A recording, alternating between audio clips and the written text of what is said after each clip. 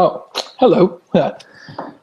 All right, ladies and gentlemen, it's Monday. It's Monday. Hell yeah, it's Monday. So, time for another episode of Bad Decisions with Eddie Law. But first, we talk about the people that help us out every now and then. So, very, very quickly, Nature Box. Everyone, all of you eat snacks.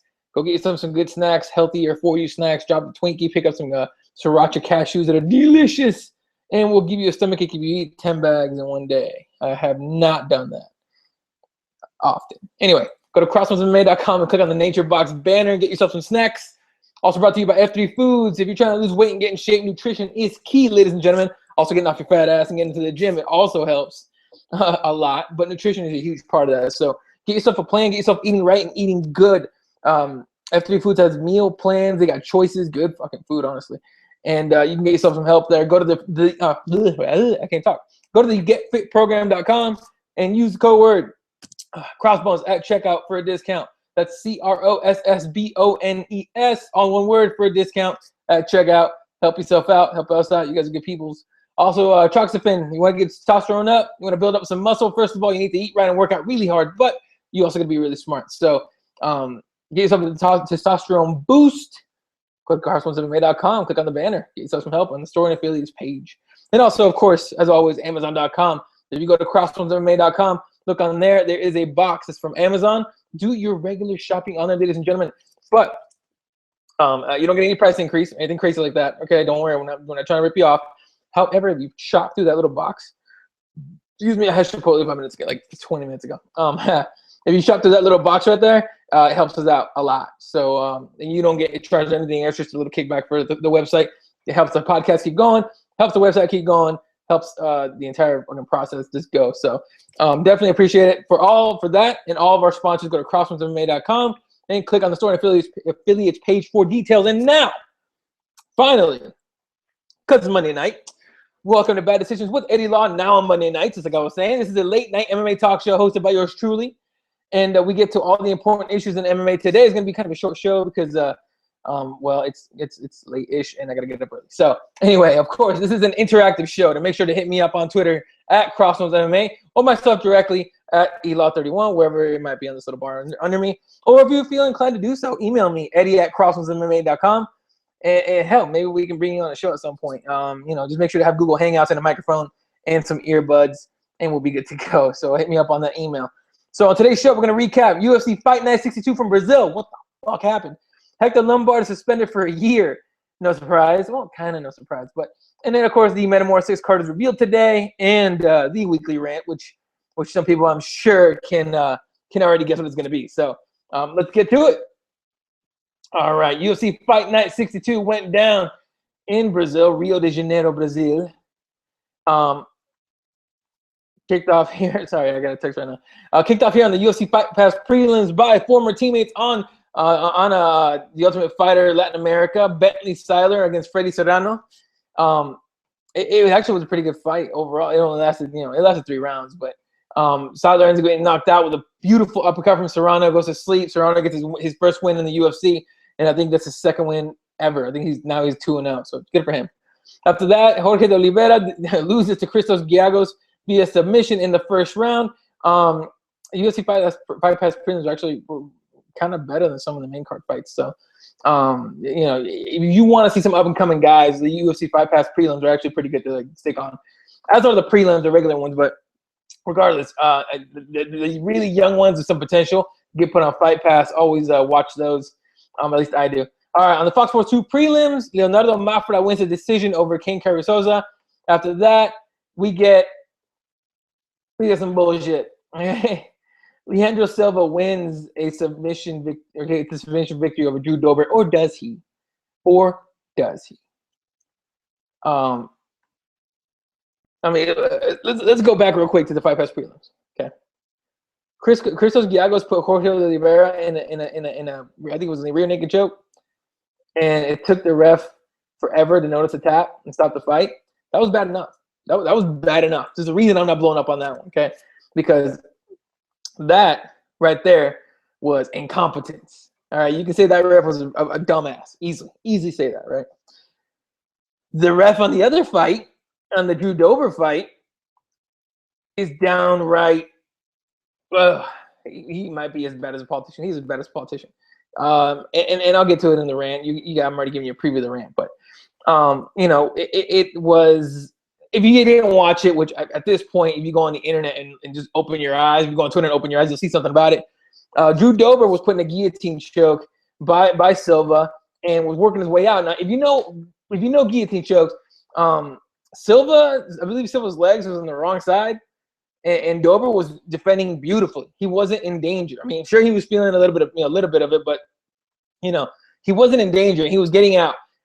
As he's slipping out, his chin is coming out from under the arm, and the ref stops the fight. There was no tap. Dober didn't go out. He was getting out and everything, and it was just watching it. I couldn't believe what had happened. And my mind kind of started going in circles. Like, okay, we're in Brazil. Immediately thought some bullshit was up. And it looks like I was right. And we'll get to that in the rant for sure. So keep that one in mind.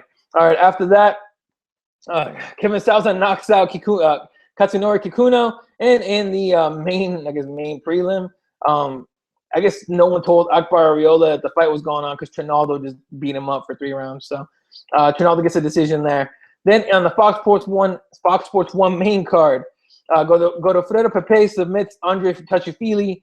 That was a fun fight, dude. Going back and forth submissions. Or at least Godofredo's a dangerous dude. You don't want to fuck with that guy. All right. After that, Gilbert Burns gets a submission victory over Alex Oliveira. Gilbert Burns, a Vitor prospect, Vitor Belfort prospect, looked really good to me. You know, he was getting beat up overall. Look, Oliveira looked super, super confident in the striking. Burns had nothing for him in the striking, which is surprising to me because he's a Vitor guy.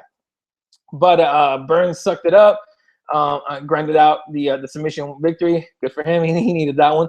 After that, no surprise to me. Amanda Nunes TKO Shayna Baszler after Baszler took a kick to the knee and went down. Now, I'm not saying that there was no injury involved. I'm sure there was an injury. They had to MRI Baszler's knee. But Baszler was outmatched anyway. She was going to lose that fight regardless. Nunes was just picking her off. I think Baszler is at the point where she's kind of getting left behind. And I hate to say it, and it's weird to say about women's MMA that someone's getting left behind already. But she's kind of getting left behind. I mean, she's one of the pioneers of women's MMA. And people that don't know their history, or that know their history, know Shayna Baszler. People that don't know their history just think she's some kind of scrub. She's not a scrub. She's just been around. She's been in a lot of wars. So, you know, she's to me, she looks like she's kind of done, man. I'm not saying, you know, retire, but I don't think she'll be sticking around the UFC much unless, you know, Dana's kind of forgiving. And he probably will because of Ronda. But if he's not, I won't be surprised if she gets cut. That's just kind of how the business goes. So Nunes gets the win and moves on up the ladder. After that, Leonardo Santos gets a submission win over Tony Martin. And in the co-main event, no surprise, Josh Koscheck gets the guillotine. Again. Yeah, in the post-fight press conference, he was saying, like, yeah, he didn't know if he's going to retire or not. After saying that after his last fight. And so, according to a lot of people, this was his last fight in his contract. He made a joke he wanted to fight a senior citizen or a 37-year-old like himself. There's a few guys left in there. Mike Swick hasn't retired officially. Why not? Diego Sanchez is still out there, you know? So, yeah, I hope Koscheck gets talking to retirement. I hate seeing that guy lose. I really do. I mean, look, he's a douchebag. I get it. He hacks like a douchebag a lot of the time. And honestly, the only reason we know him is because of the tough house, and he was kind of a D-bag. So, definitely, you know, yeah, he's that kind of guy. But it sucks to see someone that has put so much into the sport, you know, go out like that. It really, really does suck. So, it's just kind of what it was. And then in the main event, and look, I'm not one. Precursor. I'll clear things up. I love jiu-jitsu. I love grappling. I don't like a lot of what Damian Maia did. He did work his grappling a lot, okay? But what the hell? Like, there was at the very end of the fight, he gets the point deducted because he drops on his ass trying to pull guard, okay? This isn't a jiu-jitsu tournament. This isn't a jiu-jitsu match. This is a jiu-jitsu fight. In jiu-jitsu, if you drop on your butt and butt scoop, completely acceptable. Completely. Jump guard, fine. But if you drop on your ass at the very end to avoid getting knocked out or to avoid taking strikes, that's stalling. And in jiu-jitsu, that's frowned upon, unless you're in a points fight, which whatever. But in jiu-jitsu, it's frowned upon overall. But in MMA, that's a no-no. You can't do that. So, you know, I was so bored. I hate to say that again. I hate to say it. All right, but I was bored. So I hope Damian Maia, I know he was happy with the win. A lot of people were happy for him, and I was happy that he won. I just wish it had been a more exciting fight. Overall, this card was kind of it wasn't getting shit on. It was considered very underwhelming. Okay, just on paper. So, anyway, so he gets the decision win. I'm not sure that's gonna help him move up to a title shot. I really don't think he will. I think he's one of those guys that Dana White's gonna look at him and be like, I can't put you in a main event championship fight. What do you do against Silva? Nothing. And then he whatever. Then this. So now he has that reputation of just butt scooting and fucking whatever. So moving on from that card, because that was just a depressing card to me. Oh, I seriously was. Not overall, but I think the main event just left a bad taste in my mouth. Anyway, moving on. Hector Lombard gets suspended for a year for steroids. He failed a drug test of his last fight, which was a win over Josh Berkman at UFC 182 in January. And he got caught. He got caught on steroids. And he said he admitted taking the banned substance, but he blamed his failed test on pills he was given by a friend. Telling the commission, I have never knowingly put a prohibited substance in my body, end quote. Dude, you fucking knew, all right? The desoxymethyl testosterone. You knew what you took, all right? First of all, it gets to the point where I'm annoyed with the fighters. And not annoyed with fighters. I'm annoyed with the fact that they think they can put one over on people now. Okay? Stop lying. Be honest. Be 100% honest. Yeah, I fucking knew what I took.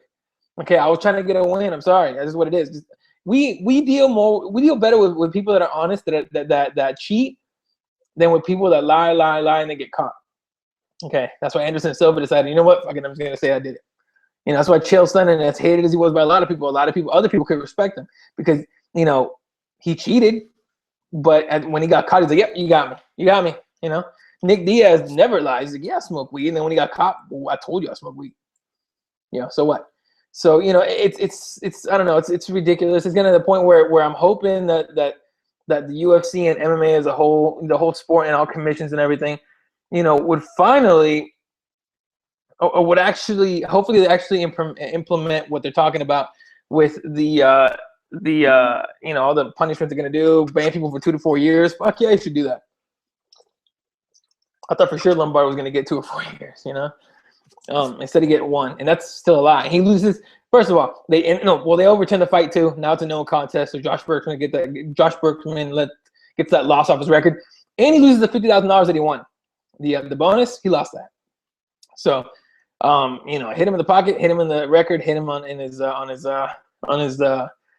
reputation. Now he looks even worse. So this is what Lombard said, I believe, at the Nevada State Athletic Commission. Quote, I cannot find the proper words to describe how I feel at this moment. I let down the UFC, Dana White, Lorenzo Fertitta, the fans, my family, my sponsors, and countless others.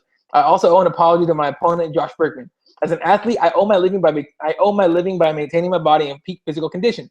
I trust those around me and within my inner circle to provide me with the proper guidance and the nutrition to enable me to perform at my best. However, I know that I'm ultimately responsible for what I put into my body, end quote. Goddamn right. Okay? All athletes, take notice. You are 100,000% possible. It's not even a possible number, but a percentage. But you are 100% responsible for what you put in your body. Okay? Would you go up to someone in the street? Okay, some people would. Never mind. I was gonna say something stupid like, would you go out on the street and if someone came up to you with a pill, would you just take it? Some idiots would. That's very true. But again, there's a lot of pressure on athletes to perform, and in order to make money in this sport, you gotta win. And some people will do anything in an edge. Again, I always talk about baseball. A-Rod coming out of the Texas Rangers, was killing it. He was already in that too. But all that pressure put on him when he got that big contract with the Yankees, whoo, what are you gonna do? He needs to win. So anyway, at one point, apparently Lombard, during the meeting, during the Nevada State Athletic Commission meeting, asked for leniency, saying, "Please give me a second chance, please." Apparently not. You got a year to go think about your bullshit. And, hopefully he save us some money. And look, Lombard, I'm not saying I know anybody that knows, but there's rumors out there that dude is really bad with money. And he will be going broke at some point soon. So hopefully he set up something where he can go start doing appearances or something. But 53, I think 53,000 that he got, or the 50K that he got, whatever it was. Let's see.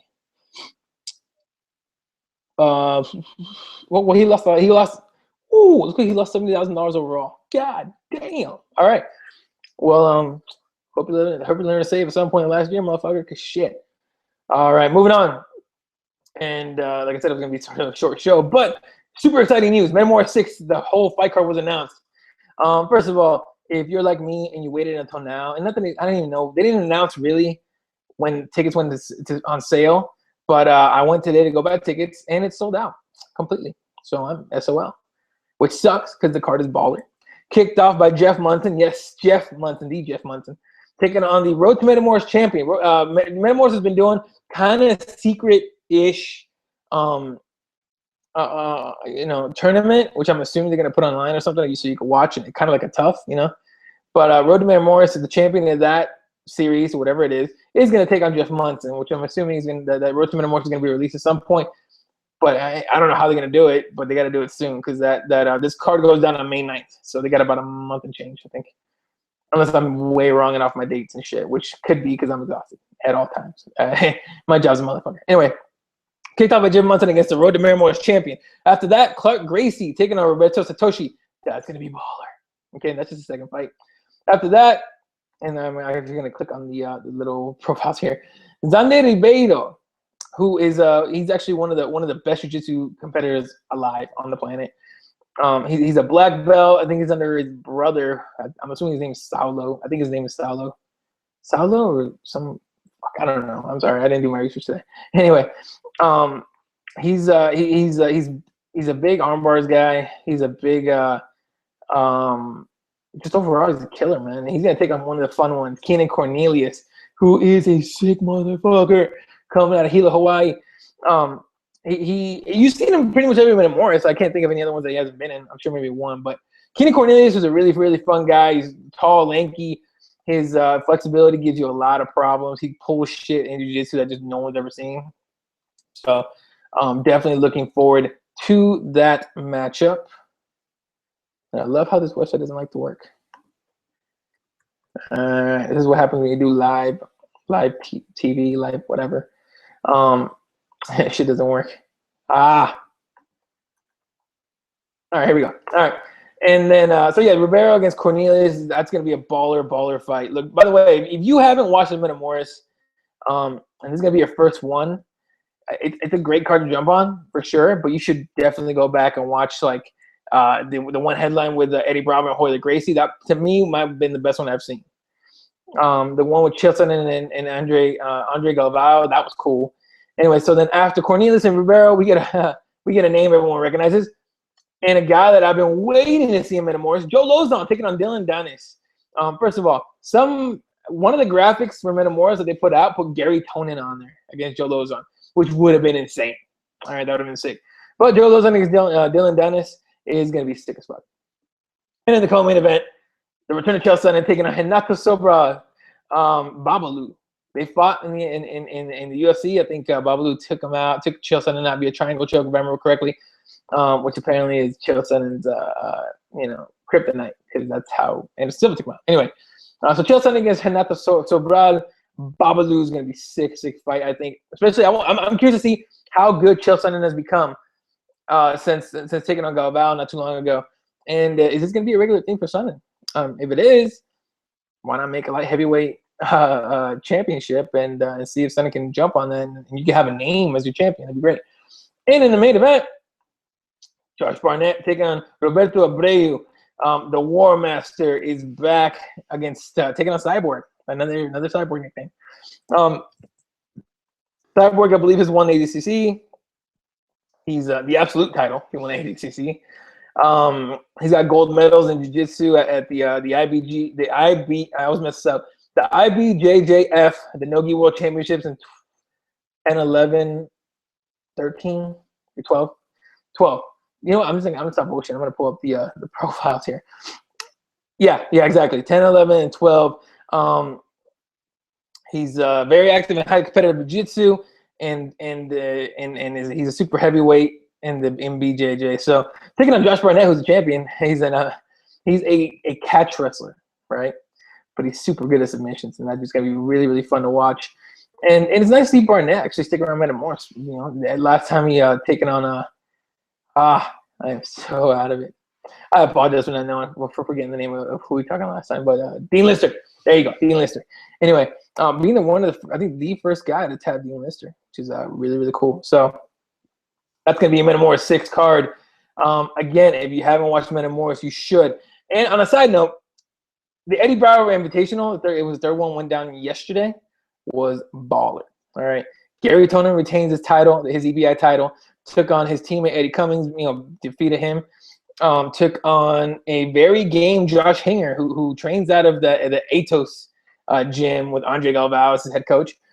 Dude who's dangerous as hell. No one saw this kid coming. I thought for sure the Irish dude, his name escapes me right now. It was like Derek O'Connell out of Ireland, and I thought that guy was gonna beat him because he wasn't running through people, but he was outlasting people. And Josh Hinger just sucked it up, and he got to the title fight. And where I thought Hinger was gonna win, I thought he was gonna somehow pull out the upset. And Gary Tonin is gonna go. It will go down as one of the biggest American names to ever do jiu-jitsu, to ever compete in jiu-jitsu. He's gonna at the end of his career because he's still young, but I believe he's still young. Yeah, but to win the title once again is big for Gary Tonin, and again I want to see him back in Metamoris. And I think I was talking to Don Manos, writer for CrossBonesMMA.com, and he suggested Damian Maia against Gary Tonin. Why not? They're both welterweights. Make it happen. That'd be there you go, Damian. That's where you can go do your grappling. That'd be awesome. Great, because all the stuff you did in MMA in a cage where you bored the shit out of everybody, you could definitely pull on the mats at Metamoris. Or at EBI, hit up Eddie Bravo. All right. So now we can get to the rant because shit's insane. So like I was saying, and this is gonna be a one person. I'm aiming at one guy and at one issue, and it's gonna be the Drew Dober Leandro Silva fight. First of all, the ref's name is Eduardo Hurdy. Okay, and he gifted that fight. He gave Leandro Silva a non-tap win. Okay, and then earlier, I think today came out, either yesterday or today came out with a picture. And actually, I'm gonna go ahead and give credit to. Actually, let me pull up the picture here on Twitter. But you'll see exactly what I'm talking about. With let me see. Come on. Whoa. Sorry. I just saw Rihanna's ass. She looks awesome. Anyway, so I'm kind of just going out of my way here. Anyway, so it was reported, I believe yesterday, that the ref and Leandro Silva trained together. They're friends. And here's the picture I was looking for. All right. So these guys are buddies, man. And see, courtesy of at Betting Bruiser, Robert Doxtetter, whatever, dude. That's not your real name. At Betting Bruiser on Twitter. That's them. Leandro Silva on the right, Eduardo Hurdy on the left. They're friends. Okay, talk about a conflict of interest. And so now we know. And look, and that looks a lot like a fixed fight. That looks a whole lot like a fixed fight. Okay, it is just too crazy. So now you got to do, the UFC can't do anything. But the Brazilian Commission came out and said that they're not going to overturn it. They're not doing anything. And of course they're not. The Brazilian one, why are they doing anything? So big black out of the sport, big black out of the Brazilian Commission, big black out of the UFC. You got to handle this and you got to squash it. You got to nip it in the bud before everyone starts, accusing any weird call or any bad, stoppage or anything like that, corruption, which is what this looks a lot like, corruption, or at least, a favor to a friend. And that's fucked up because that screwed over Drew Dober big time. Now, Drew Dober still got his win money. Dana White came out and said, please, I hope they overturn it, whatever. They didn't, and they're not going to. So we're at this point, and I'm not sure why no one's making a huge deal out of this, because it should be the biggest deal. Like, this should be probably the biggest deal besides drug testing, I think, in the sport, is the guys that we trust, the people that we trust to enforce the rules of MMA have one in their ranks that cheated, that lied. I mean, look, it's pretty damn clear, okay? It's pretty damn clear. Like, I tried my best to explain it out. Maybe he thought that Dober went out because his arm might have maybe dropped a weird way. Maybe he thought he saw a tap. Maybe he heard something that sounded like verbal tap. I don't see it. I just don't. What are we gonna do? A lot of people are saying, "Oh, this is the first nail in the coffin for the UFC." No, it's not. It's not. Get over it. They've been saying there's nail in the coffin that things have been nailed in the coffin for the NFL. It has never been more popular than today. Than ever. It's more popular today than it ever has been NFL. Okay, football. Okay.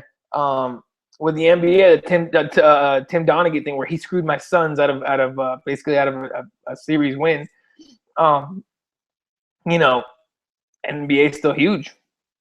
Okay, college athletes, they don't get paid. They barely get any money for food. They barely get any, stipend, any money to support themselves. They're not allowed to have jobs.